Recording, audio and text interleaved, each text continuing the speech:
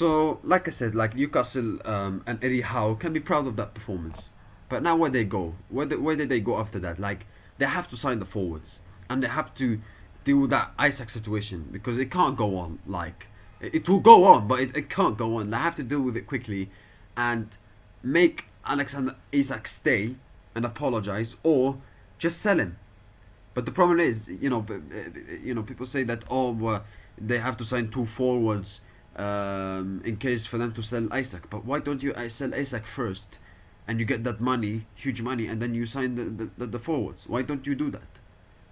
So I think and let's not forget, Isaac doesn't want to play at Newcastle. He doesn't want to stay. So even if the transfer window closes and Newcastle don't get the forwards, it doesn't mean that Alexander Isak is gonna come back. So I think Newcastle should also remember that. So I think they have to solve that situation.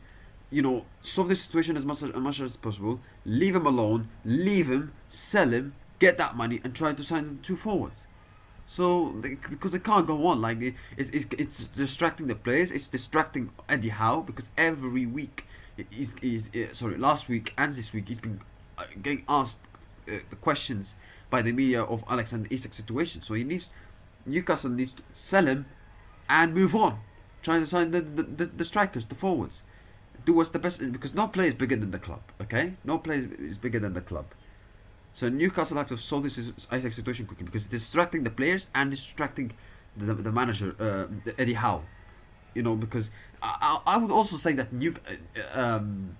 I heard from a pundit, I think, a week ago or something like that, that the transfer window should be closed before the matches begin.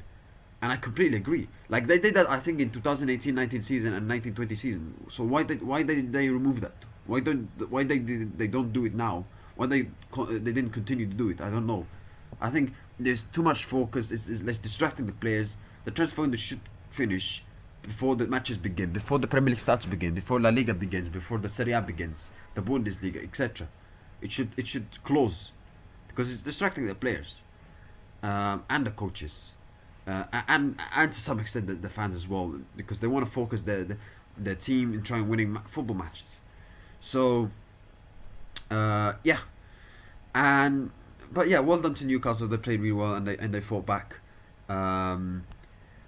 So and you've got and if you look at the next games, they've got Leeds away, they've got Wolves at home, they've got Bournemouth away. So they've got a decent couple of games coming up in the next three games.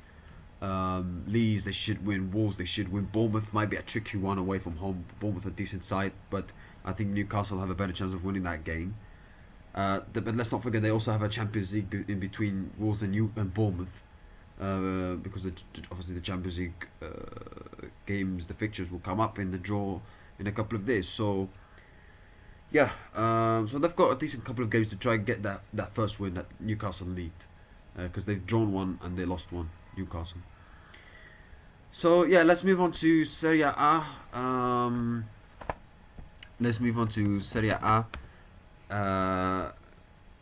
Inter win 5-0 against Torino.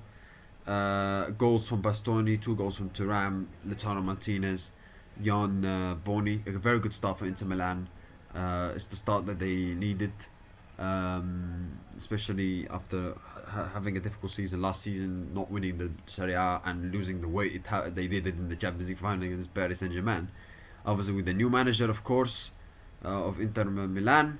But they got he's the same guy that used to play for Inter, even though I don't think most of Inter Milan fans consider him as a legend. But anyway, but very good win. Inter had a very good start, 5-0 win, very good start. So let's say if they continue going, and I think if they continue going like this, winning games and winning 5-0 clean sheets, etc.